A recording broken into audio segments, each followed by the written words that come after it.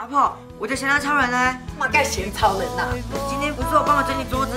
奇怪哦，这个东西乱的，也还唔记摕来，关爱哈。因为有咸蛋超人，李轩当初没有一直应该去共用的。阿婆来啊！哎呀哈，无喊人唔讲呀啦，我要夹去俾钱啦。赚哪个钱哦？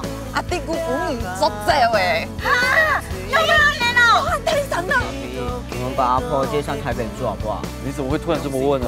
我有认识一位老爷爷，他跟阿婆一样，都喜欢帮助别人，可是他都一个人住，生病了也没有人照顾，很可怜。后天呢？后天是返校日。阿婆，你会回去2天哦？那本哦，超一3年啊，关嘞。他说希望我赶快回来，结果他一点都没有舍不得我。台北了！你講嘅，夾條人做乜緊啊？上來啊！